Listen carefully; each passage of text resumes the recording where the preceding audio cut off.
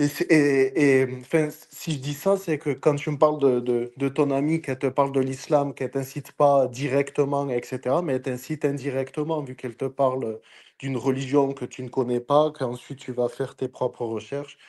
C'est un peu genre, moi, similaire par rapport à ce que j'ai vécu à un ami, tu sais, qui m'en parlait. Et quand j'ai raconté ce témoignage à un pote à moi, même à Régulus, etc., directement, ils m'ont dit, putain, en fait, c'est du pur prosélytisme, mais c'est tellement, si tu veux, expliquer de manière, de manière à ce qu'il incite pas, tu vois. Jamais il m'a dit, oui, il faut que tu te convertisses, etc. Donc moi, je ne le voyais pas du tout comme du prosélytisme, mais c'est bien du prosélytisme, c'est fou. Mais est-ce que tu bon après c'est peut-être un sujet à part, mais est-ce que tu penses que c'était conscient? Enfin, peut-être que c'est fait de manière inconsciente? Moi, je pense, franchement, je suis convaincu que c'est fait de manière consciente. OK. Parce que, après, moi, je connais pas vraiment tous les détails de ce qu'elle t'a dit sur la religion, etc. Mais la personne, je veux dire, moi, c'est une personne, voilà, elle faisait des études, une personne intelligente, etc. Et Mmh. Après, mais vas-y.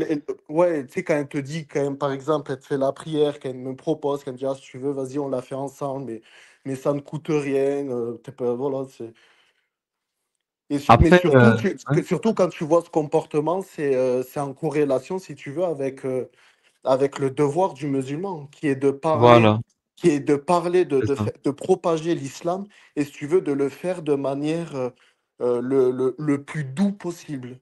C'est-à-dire vraiment Exactement.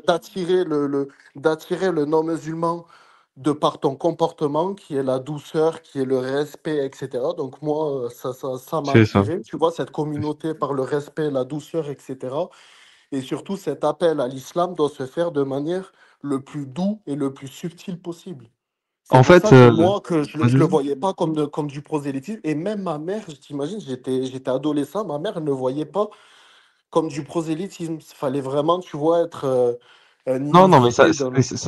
après, prosélytisme, forcément, ça a une dimension quand même qui est très explicite. Le prosélyte, c'est vraiment celui qui va assumer, il va dire oui, voilà, je suis de telle religion et je considère que ma religion est la vérité et que tu es dans l'ignorance et dans le mensonge. Je viens t'apporter un message le prosélyte, il est très démonstratif dans sa démarche. Donc là, c'est du prosélytisme masqué, un peu en mode tria. Mais moi, je pense aussi, même c'est du prosélytisme inconscient, si tu veux. Voilà. En fait, lui, il se dit, je vais faire un truc bien pour moi, qui est la prière. Il se dit, pourquoi pas, je lui apprends à faire la prière. Lui, il se dit pas forcément que tu vas te convertir ou forcément que tu vas vouloir devenir musulman. Et aussi, il faut rajouter un point que je voulais vraiment mettre en avant, c'est que toi, Vivi, ton ami, c'était pas un salafi. Donc, c'est pas lui qui t'a introduit au salafisme aussi. C'est ça que je voulais dire. C'est-à-dire que on va Bah, dire que ça a été ben, tu une sais, voie d'entrée. toutes les personnes qui sont parties en Syrie et qui sont Ouais. mortes sous les rangs de Daesh, toutes les personnes qui les ont amenés dans l'islam, ou du moins qui leur ont fait connaître l'islam, ils n'ont pas dit, tiens, Daesh, c'est génial, et ils sont devenus, tu vois, directement Ou- pro-Daesh. Non, tu vois, Exactement. il y a eu une première Mais personne qui justement, a... Ouais. le problème, Vivi, il y a beaucoup de gens qui pensent bêtement que toi, tu t'es converti pour Daesh. En fait, c'est ça le problème. Mais ça Ne n'existe soyez pas. pas stupide. Voilà, soyez pas Oui. stupide. Voilà. Et si je veux que tu expliques ça parce que ça peut être un point obscur pour clair quand ils disent oui, lui, il a connu directement l'islam de Daesh. C'est pas vrai. Il a pas connu Mais ça directement existe. l'islam Mais de non, mais Daesh. en plus, Voilà. ça existe pas. Une personne, même toutes les personnes aujourd'hui qui sont, même sans parler de Daesh, qui sont dans des groupes vraiment, vraiment radicaux, où vraiment, voilà, ils prônent le djihad armé, etc. Ils ne se sont pas convertis en disant, putain, c'est magnifique, l'apostat est tué, j'ai plus, enfin voilà, l'homosexuel est tué dans un cadre d'un État islamique, ça m'attire, la religion, waouh, c'est beau, ça m'attire. Non. Souvent, ils passent par plusieurs étapes, tu vois. Et c'est pour ça qu'on parle d'une phase de radicalisation. C'est parce il y a Voilà. plusieurs Bravo. étapes qui se mettent en C'est ça. place et il y a personne, absolument personne, qui sont partis chez Daesh et qui n'ont pas eu cette étape, cette phase de radicalisation. Et quand on parle de cette phase de radicalisation, c'est qu'au départ, voilà, ils avaient un islam, on va dire, qui avait d'islam que le nom, un peu, tu vois, que ce soit par héritage culturel, ils se disaient musulmans, ou moi, par exemple, je me disais musulman, on va dire modéré, c'est-à-dire que voilà, j'adoptais les côtés positifs de l'islam, etc. Et il y a eu ce processus de radicalisation qui a fait que j'ai été de plus en plus radical à chaque fois que j'en apprenais plus sur la religion, sur l'islam, et que je voulais m'y conformer.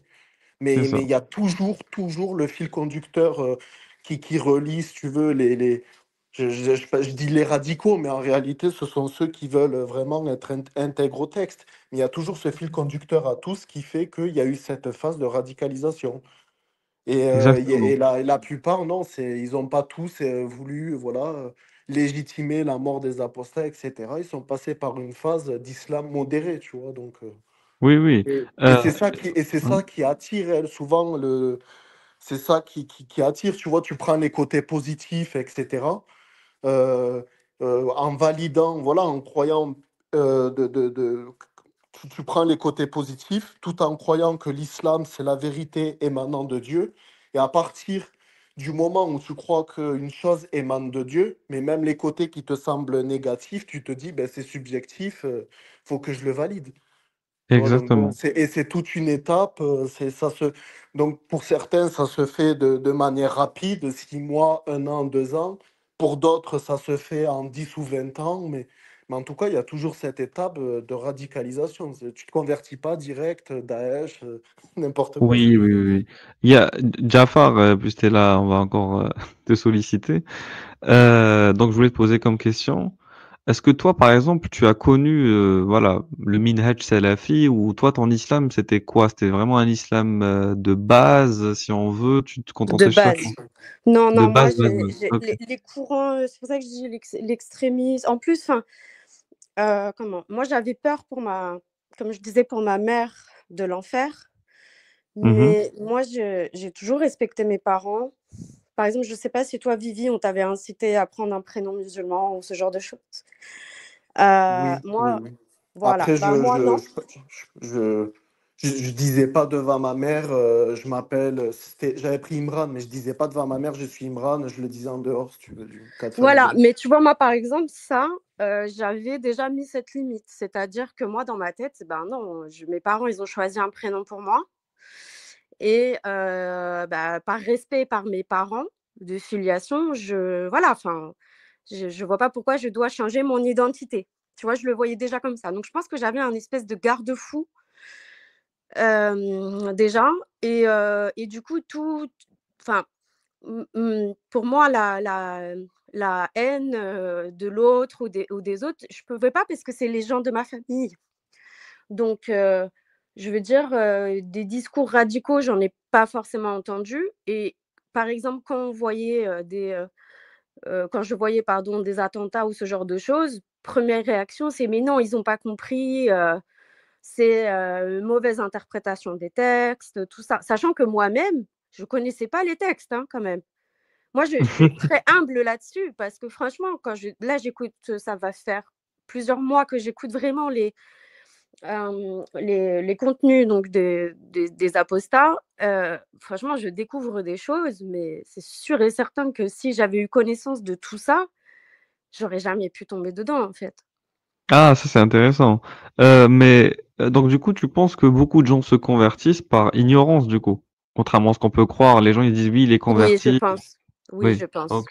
Ok. Moi, Ça c'est c'est mon point de intéressant. vue. Enfin, j'ose espérer parce que soit on est soit on est déjà, attaqué, tu vois, Mhm. soit, quand tu découvres au fur et à mesure, c'est terrifiant, honnêtement. Bien Donc je sûr. pense même que la majorité des personnes qui se disent musulmanes ne savent pas Oui. ou Oui, je suis d'accord. refusent et du coup, moi, j'ai pas un problème avec, encore une fois, j'essentialise pas comme disait Vivi. Moi, c'est pas un problème de personne, d'origine ou même de religion, c'est l'idéologie. Comment est-ce que tu peux accepter des discriminations, la haine de l'autre, ce genre de choses, voilà, c'est ça qui me pose problème. Et donc moi, j'essaye de partager aussi maintenant le savoir, je découvre plein de chaînes, même des chaînes anglophones, voilà, des choses, bah, pour montrer aussi aux gens que, bah, attention, attention, il y a eu le fils en Algérie, il y a eu l'Iran.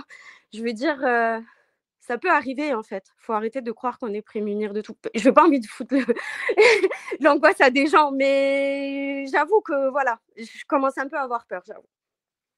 Mais toi, comment, du coup, t'as apostasé? Ça, je suis curieux, au final. En Qu'est-ce qui fait, t'a heu, amené ouais? en fait, comme je te disais, ça a été très, très, très long. C'est-à-dire qu'en fait, moi, j'ai arrêté la prière vers, 18 ans, d'accord? Ensuite, je faisais le ramadan encore pendant, je sais pas, peut-être 3, 4 ans après encore, et ensuite je me disais juste musulmane, c'est-à-dire comme la majorité des des musulmans «couscous» entre guillemets de France, c'est-à-dire je mange pas de porc. Voilà, c'est tout. Je faisais rien de plus, tu vois? Et hem ensuite, bah, je suis partie, aussi à l'étranger. J'ai commencé à sortir, j'ai commencé à boire de l'alcool. Donc en fait, si tu veux, je ma vie ne correspondait absolument pas aux prescriptions islamiques. Rien ne correspondait aux prescriptions islamiques, de ma vie, mais dans ma tête, j'arrivais pas à lâcher.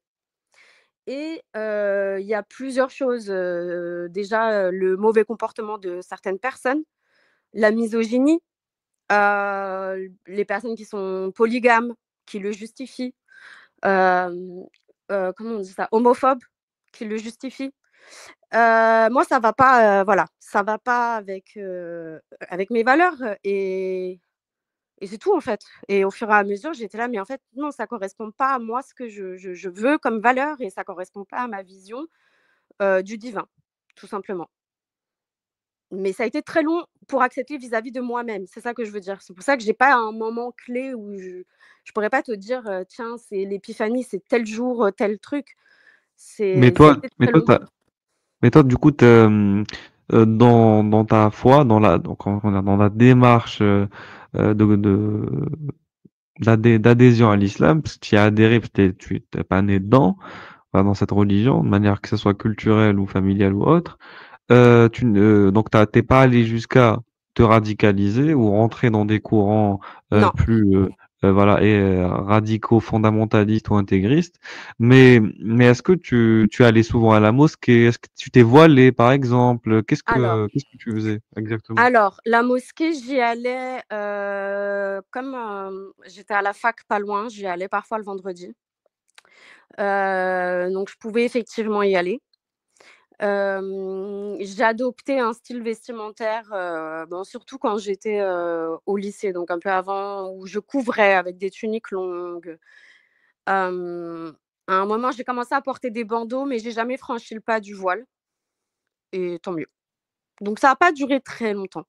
Ça a pas duré très longtemps cette phase, on va dire, vestimentaire, chaste. Ça a pas duré très longtemps. Mais j'ai jamais porté, le djilbab ou l'abaya ou ce genre de choses. Est-ce que Jamais. est-ce que tu as pris conscience quand même, parce qu'on va pas rentrer dans la profondeur des textes effectivement, mais tu as pris conscience quand même du statut, en tant que musulmane, de tout ce que ça impliquait? Par exemple, est-ce que tu as pris conscience qu'en tant que musulmane, tu ne devrais te marier qu'avec un musulman, par exemple? Oui, mais ça me dérangeait pas. OK. Non, non, j'essaie de comprendre, hein, parce que Non, comme non, tu mais tu as raison, n'appartenais pas à un je suis là courant pour ça.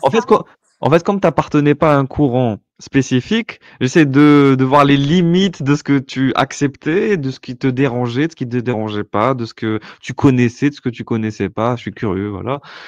En Donc plus, voilà, donc attends, il y a oui, quelque chose vas-y. que je peux rajouter là-dessus, et je pense que Vivi Vas-y. va confirmer. C'est que quand tu es converti et que tu as vraiment envie, justement d'appartenir à la, communauté, pourquoi on dit souvent que les convertis, ils sont les «pires» entre guillemets ou les plus radicalisés? C'est parce qu'en fait, tu te sens en déficit, tu te sens pas légitime, contrairement aux musulmans dits de naissance. Et OK. du coup, tu as l'impression que tu dois en faire plus pour intégrer la communauté. En tout cas, moi, j'avais ce sentiment-là. Je me rappelle que j'avais ce sentiment-là. Pas Vivi, tu veux réagir? Oui, oui, oui, beh, C'est un peu paradoxal parce que si tu veux, tu sais, il y a cette bienveillance, etc., que toi, tu vois, bon, les premiers jours, on te prend dans tes bras, voilà, bienvenue, etc. Et c'est vrai qu'après, il y a toujours cette mini suspicion qui fait que, bon, tu vois, soit, bon, tu connais pas assez, ou attention, voilà, tu peux aller aussi d'un extrême à l'autre. Tu sais, il y a une suspicion sur toi qui ne se porte pas forcément, tu vois, sur le maghrébin, tu vois. Enfin, sur en tout cas la personne qui a toujours été dans la communauté musulmane. Donc, oui, oui, ça c'est vrai. Après, donc c'est vrai qu'il y avait toujours ouais, c'était pas négatif, tu vois, en soi, mais tu le ressens, tu vois, qu'il y a Ok, cette suspicion, soit que tu n'en fais pas assez, ou soit que tu es, on va dire, plus susceptible de tomber dans une secte qu'un autre, etc. Donc c'est vrai, ça te pousse aussi un peu ouais, à montrer enfin, voilà, tes positions. Mais en tout cas, moi, je me suis reconnu dans ce qu'elle dit, même si elle n'était pas dans un courant spécifique, par rapport à la peur de l'enfer. C'est-à-dire que oui, bien sûr. c'est pas du jour au lendemain que tu dis, ça y est, je crois plus, je quitte. Je me suis même pas rendu compte que même moi, quand j'étais en détention, si tu veux, mon apostasie s'est fait durant cette détention parce que je me disais musulman, je mangeais halal, etc. Mais la ferveur religieuse, voilà, c'est atténué, si tu veux, de mois en mois, d'année en année, et pour qu'au final, quand je suis sorti de détention, ben, je priais plus, je faisais plus le ramadan, mais je me disais quand même musulman, uniquement parce que j'avais peur de l'enfer. Et je me disais, tu sais, je prenais un peu le pari de Pascal, tu vois, oui, mais on ne sait jamais si ça existe ou quoi, bon. Voilà, je commençais à tenir des positions, oui. C'est quand je disais à ma mère, non, mais je reste musulman modéré, etc. Je savais que ça voulait rien dire, donc au bout d'un moment, j'ai dit, bon, écoute, qui quitte l'islam, abandonne tout ça. Et exactement comme, c'est quoi ton pseudo déjà? Je sais plus, Jafar. Jafar, exactement comme toi. J'ai pris, tu vois, le porc et je l'ai mangé, si tu veux, pour symboliser vraiment de manière officielle que je quitte l'islam. Je te jure que c'est vrai. C'est Et faux. je l'ai fait vraiment de manière. J'ai fait quoi? J'ai pris un verre de vin et j'ai mangé du saucisson pour vraiment symboliser. Alors que pourtant, tu vois, dans l'islam, il y a des péchés qui sont encore plus graves que le porc en soi. Tu vois, Oui, oui, oui, c'est pas oui, un oui. annulatif de l'islam. Et ça, Mm, et ça, j'en étais conscient parce que je le mm, savais. Mais mm. pour autant, Mhm. ben, c'était ce qui symbolisait, si tu veux, cette Oui, cassure. je comprends. Et il y a beaucoup Donc, de musique. Le truc enfin, l'interdit du porc, c'est cette pensée que de rattacher au porc vraiment la rupture finale avec la foi musulmane. Beaucoup de musulmans de naissance le partagent, mais pas que. Parce que moi, je connais plein d'apostats qui ont toujours pas mangé de porc jusqu'à maintenant. Pourtant, ils ont apostasé il y a des années. Moi, je pense que on va dire le chaînon commun, voilà, l'élément commun entre tous les apostats, vraiment là où ils se rendent compte qu'ils sont plus apostats, c'est le jour où ils arrêtent de faire Ramadan. C'est là, tu te dis c'est bon, là c'est fini. Là c'est fini. Ne serait-ce qu'une seule journée, tu vois, c'est bon. Parce qu'il y a des musulmans qui font pas forcément tout Ramadan, il faut être honnête. Faut le dire. j'en connais beaucoup, Oui, moi, qui oui. ne font même pas Ramadan. Oui, oui, oui, mais oui, exactement. Il y en a beaucoup. Mais tu vois, quand tu le fais pas et que tu te sens pas coupable, parce qu'il faut être honnête, la plupart des musulmans qui le font pas, ils se sentent coupables quand même. Faut pas non plus exagérer. Et ils sentent quand même un Oui, oui. sentiment de culpabilité intense et immense. Par contre, une fois que tu le fais pas et que tu sens plus culpabilité, là vraiment, tu te sens délivré. Moi, je raconte tout le temps l'anecdote du Starbucks. Pendant le Ramadan, première année où j'apostasie, je vais dans un Starbucks. Voilà, vous connaissez le principe. J'y vais là, mais enfin comment dire, je suis allé une fois et j'ai pu retourner parce que j'aime pas trop. Mais en tout cas, la seule fois où je suis allé, c'est arrivé. Je suis allé, j'étais curieux, je me suis dit, je sais pas, j'ai soif et tout, je vais me prendre un café. Je rentre, il me demande mon prénom, je donne mon prénom, tac tac. Bon, et le serveur. c'était un Maghrébin. Donc déjà, j'angoisse. Oh, putain. Je suis pas bien. Je me dis, les musulmans, ils vont me faire la leçon. Parce qu'il y a d'autres anecdotes où ça m'est arrivé, par exemple, de prendre, je sais pas moi, du poulet pas halal et que le caissier du Carrefour ou Market, il va me chercher de la viande halal, quoi. Il me dit, ah, t'inquiète, t'as oublié. Moi, j'ai rien Putain. demandé, tu vois, c'est la folie. Bon, ça, c'est une autre anecdote dans une autre. Des anecdotes imbriquées. Mais pour revenir sur celle du Starbucks, donc je donne mon prénom, tac, tac, tac. Prénom très significatif, forcément, comme beaucoup de maghrébins musulmans de naissance pour faire en général. Et du coup, je me mets de côté, j'attends ma commande et je remarque quoi? Je remarque que la grande majorité des clients, c'est aussi des maghrébins. Donc forcément, on va supposer qu'ils sont musulmans. Qui Et était là, dans un Starbucks du quartier. ouais, je pense, ouais. En tout cas, ouais, il y avait beaucoup de musulmans là-bas. En tout cas, de maghrébins. Et ce qui se passe, c'est que on se regarde tous entre nous. Enfin, des regards suspicieux comme ça en mode. Et à la fin, tu connais le mec du Starbucks, il va t'appeler par ton prénom justement. C'est le principe. Sabrina, Toufik, Youssef, tu vois, il appelle tout le monde. Et on se regarde tous entre nous, on est en angoisse, et à la fin, on éclate de rire, tu vois, on éclate de rire. Et genre, on se comprend qu'on est tous en train de faire Ramadan, que ce soit les meufs ou que ce soit les mecs. Et genre, voilà, genre, c'est un sentiment, tu vois, peut-être, je sais pas s'ils sont apostats, ces gens-là. Je vais pas dire qu'ils sont apostats.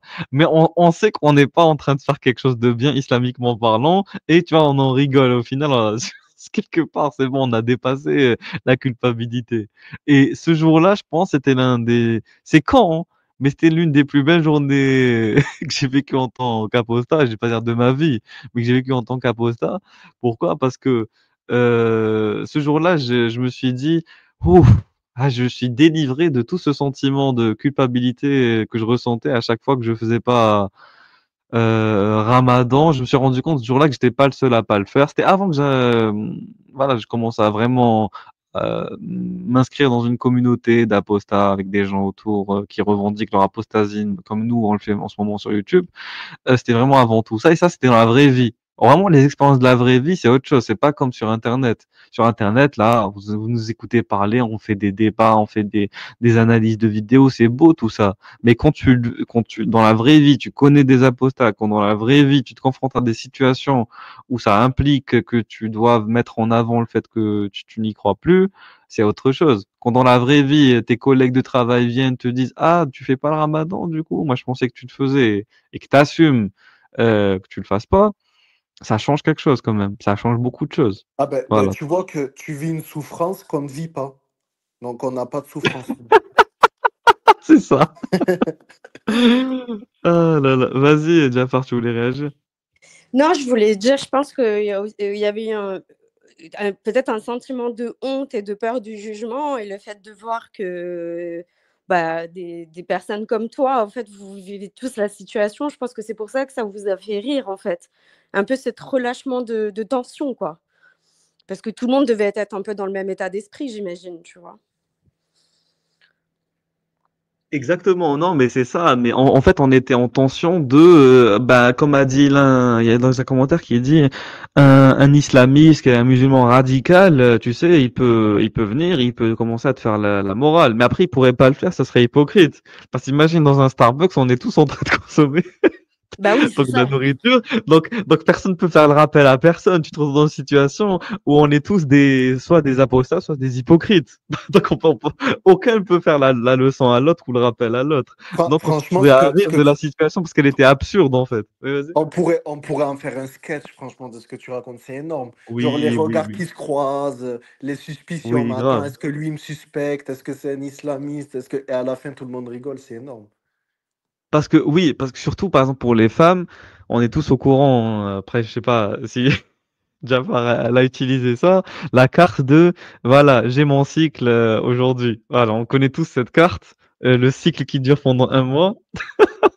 Et le problème, c'est que dans le Starbucks, il y avait genre 6, 7 femmes. Et genre comme par hasard, les 7, voilà, ils se retrouvent dans un cycle, etc. C'est probable. En gros, celles qui sont concernées, elles se permettent d'aller consommer un café ou je sais pas moi, Bah, en un France, cookie. oui. Après, dans Voilà. les autres pays, c'est plus compliqué. Mais Mais c'est non, mais ça, mais dans moi, les j'ai autres pas pays, de elles souci osent pour pas. la Genre pression sociale.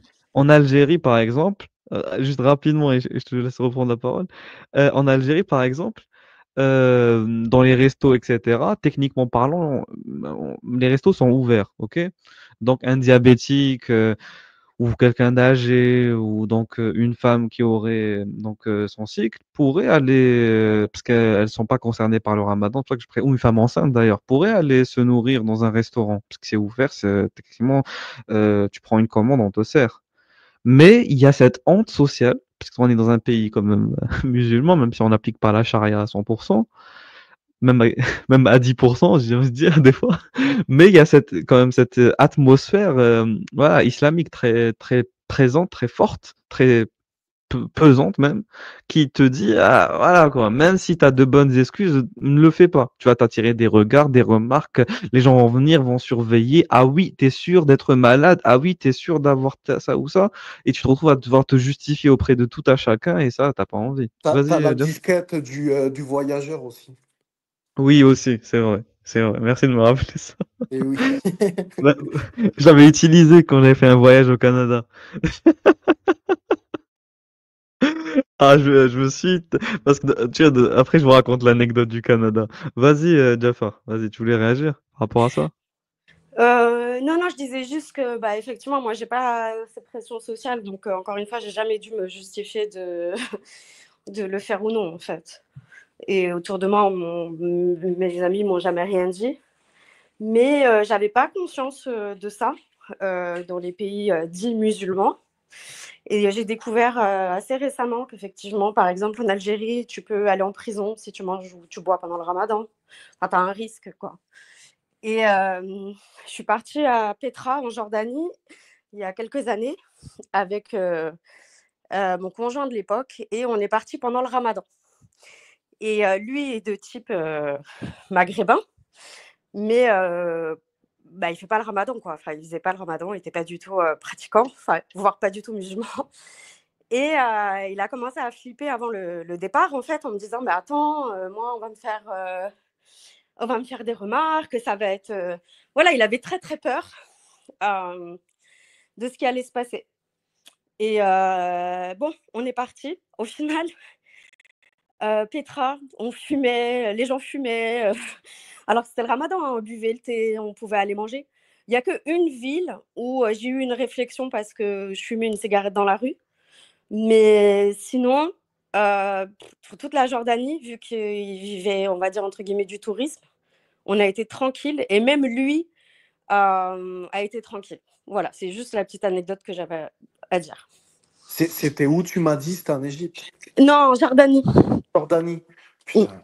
Donc au final, tu risques plus ta vie dans le 9-3 qu'en Jordanie, pendant le ramadan. Après, c'est peut-être parce qu'on était des touristes aussi, hein. Mais en tout cas, les guides locaux, ils en avaient rien à faire, hein, du ramadan. Je peux te dire que ce qui comptait, c'était de travailler, quoi. Ah ben C'est... l'argent, Bah, comme on ouais, dit, voilà.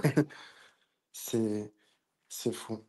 Mais tu vois, bon, moi, j'ai une petite anecdote vite fait, mais ça, c'était pas pendant le ramadan, c'était pendant Noël, tu vois. Et ben moi, chaque année, tu sais, on faisait Noël dans ma famille, etc. Ils sont pas, voilà, catholiques ou etc. Mais on le fait vraiment par tradition, comme la plupart des gens. Enfin, ben voilà, parce qu'on aime Noël, ces fêtes-là, etc. Et si tu veux, donc il y a la peur de l'enfer qui fait que je ne voulais pas faire Noël en famille. Pour autant, tu vois, en plus, j'étais pas encore majeur, etc. Il me semble que j'avais 17 ans. C'était le premier Noël qu'on allait faire où j'étais musulman. Et j'avais tellement peur, moi carrément, la peur que j'avais, c'était la peur de l'hypocrisie. Et si tu veux, l'hypocrisie, ça t'amène directement en enfer, tu vois. Donc oui, j'avais peur de l'enfer, mais j'avais tellement peur d'être un hypocrite que je me disais, mais écoute, si tu fais Noël en famille, par peur que ta famille, si tu veux, le prenne mal, ben, si tu veux, tu as davantage peur, si tu veux, c'est un raisonnement bon, que j'avais à l'époque, qui est pas forcément, mais j'ai plus peur, si tu veux, de la réaction de ma famille que de la réaction de Dieu, que de la réaction d'Allah. Je me disais à chaque fois, putain, mais par peur de tomber dans l'hypocrisie, finalement, ben, vas-y, j'avais fugué pour ne pas avoir fêté Noël. Je m'étais payé un hôtel Formule 1, etc. Et j'avais pas fait Noël, j'étais comme un con tout seul à l'hôtel. Je faisais pas, voilà, j'étais pas avec ma famille et tout. Mais c'est fou, tu vois, jusqu'où ça peut t'amener. C'est pour ça que aussi c'était vraiment symbolique que après tu vois, j'étais plus musulman, etc. J'avais fait le premier Noël où j'étais apostat et c'était quand même quelque chose de fort que j'avais ressenti, tu vois, d'être auprès de ma famille et de me dire bon. Mais ouais. Mais c'est compliqué, tu vois, parce que quand on parle aussi ouais, de ce que peuvent vivre des ex-convertis, etc. Par exemple, il y a des Maghrébins, mais bon, ils peuvent pas faire, même quand ils se sont émancipés, ils ne peuvent pas faire Noël avec leur famille parce que leurs familles ne font pas Noël, ils sont musulmans, etc. Mais moi, là, je fais Noël qu'avec une seule partie de ma famille. Parce qu'il y a l'autre partie, voilà, qui ne pardonne pas le fait que je m'étais radicalisé. Qui me suspecte, et encore, même aujourd'hui, la famille, moi, qui m'accepte, on va dire, voilà, qui dit, écoute, t'as fait une erreur, voilà, t'étais jeune, enfin bref, même si je suis parti loin dans la religion, dans l'islam, il y a tout le temps, dans le quotidien, par exemple, cette mini-suspicion qui fait que moi, personnellement, j'en bave. Quand moi j'entends souvent, je demande à ma mère, quand je vais quelques jours chez elle et qu'elle achète de la viande, je demande par curiosité, qu'est-ce que c'est comme viande, juste pour savoir qu'est-ce qu'on va manger. Que ce soit du lapin, du bœuf, et voilà, par curiosité, tu sais, vu que tu veux savoir ce que Ouais, tu manges, normal, quoi, en etc. fait. Et Ouais. elle, directement, tu vois, elle me dit, ah, tu manges halal? Ou elle me dit, c'est pas du porc, hein. C'est comme si, en fait, j'allais me remettre dans la religion, où j'étais encore dedans. Bah, en Et fait, c'est ça, un tu vois, trauma pour elle aussi. C'est un trauma, en ouais, fait. ouais, Ouais, c'est un traumatisme beaucoup surtout pour elle. Et en plus aussi de te renvoyer à ça, tu sais, ça te rappelle les souvenirs à l'époque. Ouais, que toi, ça te rappelle les aspects négatifs, c'est pesant. Ouais. Mais en tout cas, ouais, Moi, je vous dis un cette peur, truc, moi, je cette peur de pense. l'enfer, elle Vas-y. est là, quoi. Elle était là, ouais. Oui, oui. En fait, la peur de l'enfer, en général, c'est le dernier cadenas, si on veut, le dernier saut avant l'ouverture finale de l'apostasie, si on veut, du sentiment d'apostasie totale. Parce que, en gros, c'est la dernière corde qui nous retient ou qui nous ancre à la foi musulmane. C'est cette peur, parce que l'islam se caractérise par ce qu'on appelle la promesse et la menace. Al-wa'd wal-wa'id. C'est quoi al-wa'd wal-wa'id? Al-wa'd, c'est-à-dire la promesse. Quand quelqu'un te fait une promesse, il te fait un wa'd. Donc, et al-wa'id, c'est une menace, un avertissement sur quelque chose qui va t'arriver. Ok? Et ce qui va se passer, c'est que en général, un musulman va toujours être, enfin, va baser sa foi, va être convaincu qu'il a accès au paradis grâce à sa foi. Parce qu'au final, même s'il fait des péchés, il passe par l'enfer, il va finir au paradis. C'est parce que Dieu, dans le Coran, a promis à tous ceux qui croient en lui, en son prophète, d'aller au paradis, même s'ils doivent passer par l'enfer pour expier leurs péchés, leurs grands péchés. Et ce qui va se passer, c'est que donc du coup, il y a la menace effectivement de l'enfer derrière qui est censée donc compléter la promesse du paradis. Donc il y a ces deux pendants qui voilà, coexistent et qui se complètent entre eux pour pousser euh, voilà, pour pousser les individus qui y croient, les croyants, à ne pas lâcher la foi. Moi, je pense que le paradis, à un moment donné, on s'en fout un peu. Tu vois, je parle pour ceux qui sont dans le processus d'apostasie, qui sont vers la fin, la conviction que le paradis existe ou que voilà, ou que les récompenses du paradis, euh, voilà, nous attendent et notre convoitise, C'est que notre par la menace que tu restes au final voilà, vers la de les fin. avoir disparaissent. En vrai, je m'en fous d'avoir des rivières de yaourt, de lait, des houris, des châteaux.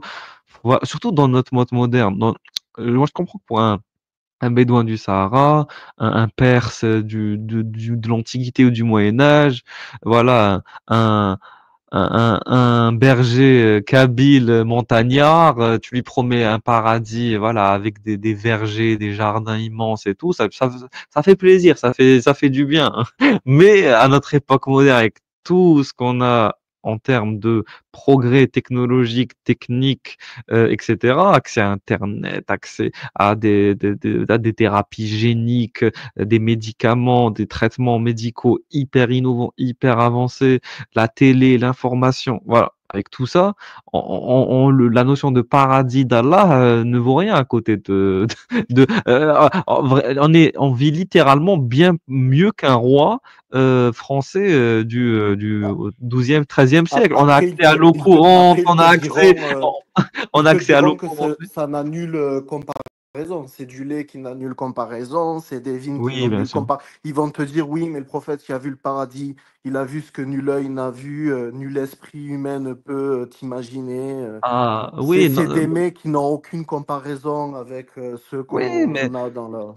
en fait, en fait, moi, ce que je leur dirais, tout simplement, c'est que déjà, tu dis que c'est pas comparable. Alors pourquoi tu me parles de fruits? Tu vois, tu parles de fruits, c'est pour que je puisse comparer. Donc déjà, première contradiction, échec et mat. Deuxièmement, pour encore plus appuyer la défaite, je leur dirais, oui, parce que Allah, il utilise des concepts qu'on connaît pour pouvoir mettre en place une échelle de comparaison. Sinon, ça sert à rien. Donc voilà. Ensuite, tu sais, Vivi, bon après, peut-être que t'as pas eu encore l'occasion de le faire. J'espère un jour pour toi que tu puisses le faire. Rentrer dans un restaurant gastronomique, prendre une commande, par exemple, et comparer, par exemple, un plat qui coûte, je sais pas moi, 500 balles, avec le même plat à 10 euros. Genre, imagine un kebab de luxe à 500 balles, si tu veux. Par exemple, moi, pour moi, l'exemple le plus typique, c'est la viande Wagyu, c'est ça? Wagyu. Donc, c'est de la viande donc ou importée Kobe. du Japon. Voilà, voilà, ou Voilà, de Kobe. Voilà. Et en gros, c'est la viande la plus délicieuse du monde, etc. Donc, quand tu la manges, tu as l'impression d'être au paradis, justement. C'est un mets succulent. Et tu la compares avec une viande dégueulasse, tu vois, industrielle. Tu sais même pas ce qu'il y a dedans exactement. Voilà, qui a été haché, mélangé à du cartilage, des os concassés et tout. Et du coup, tu compares les deux, tu remarques qu'il y a une différence. Mais à partir d'un certain moment, c'est bon. C'est-à-dire que certes, on peut faire la différence entre la viande de qualité, de basse qualité, de très basse qualité, de très haute qualité, mais tu peux pas faire toujours plus, c'est fini. Une fois que tu as goûté à ce qu'il y a de plus bon, ça s'arrête là. Dis OK, c'est bon, mais est-ce que ça vaut le coup pour autant d'en faire un chemin de vie? C'est pas parce qu'au paradis j'ai mangé tous les jours du bœuf de Kobe, hein, que ça me donne envie forcément d'y aller. Tu vois, en gros, la promesse a des limites. Et ce qu'on connaît déjà sur Terre nous suffit à nous dire que ce qu'il y a au paradis n'est pas aussi exceptionnel que ça, par rapport à ce qui est décrit en tout cas dans le Coran. Bah, après, c'est un peu comme, tu sais, les chrétiens, quand ils te disent, après, ils ont une promesse, eux, du paradis. Enfin, tu vois, c'est l'un des seuls trucs que je connais sur ça, mais christianisme. Mais tu vois, ils ont moins, le paradis, il est moins détaillé que dans l'islam. Ils te promettent la vie éternelle. Donc, le simple fait, si tu veux, de vivre éternellement et que, si tu veux, cette vie mondaine soit éphémère, et ça te pousse, si tu veux, ouais, à faire le maximum du possible dans cette vie mondaine pour avoir, si tu veux, pour ne pas aller en enfer. Et en tout cas, enfin, dans tous les cas, ta vie, elle est éternelle. Mais c'est un choix que le musulman fait, tu vois, entre l'enfer et le paradis, si tu veux. Et après, forcément, bon, ils te promettent, ils te disent, bon, c'est des choses, vraiment, c'est l'esprit humain ne peut l'imaginer. Il y a des comparaisons qui sont faites. Mais voilà, tu peux pas l'imaginer, etc. Mais le choix, tu vois, ils le font entre le paradis et l'enfer. Et dans le Ouais. christianisme, sans détailler, si tu veux, même dans le christianisme, ils te disent, mais tu as, tu as voilà, la vie éternelle. C'est ça le cadeau derrière. C'est pour ça que les musulmans, ils se disent quoi? Ils se disent, bah attends, cette vie, elle va durer quoi? 5 ans, 10 ans, 20 ans, 50 ans, 60 ans peut-être, ou 100 ans, grand max. Et au final, tu auras l'éternité. Je sais pas si. Donc, rien que cette comparaison aussi entre la vie éphémère et l'éternité, ça te pousse tu vois, je sais pas si tu vois ce que je veux dire. Si, si, si, si, si, si. Moi, personnellement, la promesse du paradis islamique ne me parle pas du tout parce que, contrairement à ce que peuvent croire je t'ai dit, des individus qui ont vécu dans la Perse antique ou médiévale, dans l'Arabie antique médiévale, dans l'Afrique du Nord antique médiévale, même jusqu'au siècle dernier, je peux me dire, oui, peut-être que le paradis d'Allah, eux, les met en extase, les met en émoi. Oui, il n'y a pas de souci, mais je peux comprendre, voilà. Mais à notre époque, après tout ce qu'on a expérimenté, tout ce qu'on vit, toutes les choses magnifiques auxquelles on peut avoir accès, moi, je constate que le paradis d'Allah n'est pas si exceptionnel que ça, et que la promesse juste a été faite par un homme d'une époque antique à des personnes qui appartiennent à cette même époque, à cette même géographie, et qu'à eux, ça leur parlait, mais à nous, ça nous parle pas du tout. Et donc, du coup, on comprend bien le message qui est purement humain et concrètement humain, qui est celui de promettre la meilleure des choses pour les gens de son époque. Donc, du coup, un message complètement humain et dans lequel il n'y a rien de divin pour essayer de rallier des personnes sous, on va dire, pas, comment dire, voilà, sous l'exploitation de leur avidité. Parce qu'en fait, faut être vraiment avide, t'imagines, pour donner ton fric, littéralement sacrifier toute ta vie pour essayer d'obtenir une éternité de cadeaux et de récompenses. C'est vraiment un sentiment d'avidité, en fait, que tu Ils dois vont te avoir. dire justement, ils vont te dire, mais justement, c'est un miracle. Il y a c'est un miracle derrière parce que ils vont te dire effectivement, dans notre vie mondaine, on a on a littéralement, si on veut, avec l'argent, on a un paradis qui est sur terre, on a une alimentation voilà, qu'on a goûté, enfin voilà, on a des plaisirs incommensurables dans la vie d'ici-bas. Et ils vont te dire, mais attends, le prophète, il a dit, cette vie mondaine, c'est une goutte d'eau, et la vie du paradis, c'est l'océan, tu vois. Donc ils vont te dire, à partir de là, étant donné que cette vie mondaine, on le voit comme étant riche, comme avec voilà, une alimentation succulente, etc. Mais imagine ce que ça veut, ce que ce sera au paradis. Et après, Donc, ils vont donc- te dire, et c'est comme l'enfer, tu sais, t'en as, ils vont te dire, mais attends, tu brûles éternellement. T'en as, Ouais, ils ouais, peuvent mais reprocher. Non, mais t'en as, ils peuvent dire, mais attends, ça reste du feu, même si tu. Ils vont te dire, oui, mais c'est un feu.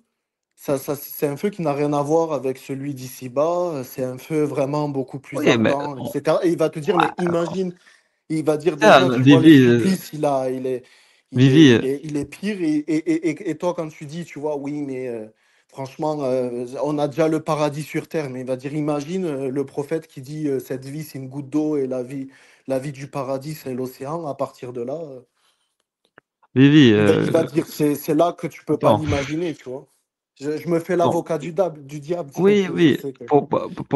Pour l'histoire du feu, Vivi, il suffit juste on peut comparer avec ce qu'on connaît déjà.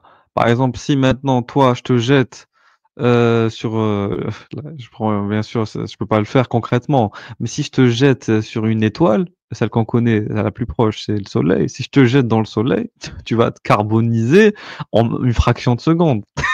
En fait, si tu dépasses les 500 degrés Celsius, les 600 degrés Celsius, les 1000 degrés Celsius, tu n'existes plus. Donc moi, je vois pas comment tu peux faire plus que ça et continuer à souffrir. En fait, Et c'est puis, un il y feu qu'on avait, connaît. Tu vois ce que je veux dire? C'est un feu qu'on il y connaît avait forcément il y déjà. avait un argument qui m'avait un moment, enfin, entre guillemets, séduit, tu sais, quand j'étais jeune et tout, que j'écoutais enfin, voilà, les, les- les vidéos, etc. Je me disais, mais euh, je, par rapport à l'enfer, tu vois, lorsqu'ils te disent oui, déjà là, il y a une erreur scientifique hein, en plus. Donc, moi, je prenais ça comme un miracle quand ils te disent oui, mais la peau, si tu veux, elle est brûlée et ensuite elle se reconstruit, elle se reconsume, elle se reconstruit, elle rebrûle, ainsi de suite, jusqu'à l'éternité. Et si tu veux, ils te disaient, tu sais, quand voilà, apparemment, oui, les terminaisons nerveuses se trouvent dans la peau. Donc, si tu veux, c'est une souffrance vraiment incommensurable, sans parler du feu qui n'a nul n'égal, etc.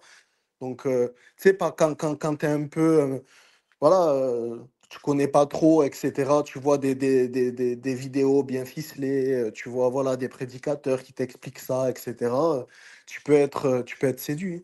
Mais toi, en plus, qui est dans le domaine scientifique, tu peux me confirmer en plus que c'est pas principalement la peau qui fait que euh, tu, euh, tu Non, mais souffres le après, plus. après, Après, le problème, Vivi, c'est qu'à un moment donné, euh, comment t'expliquer la peau, donc qu'est-ce qui fait que l'être humain souffre?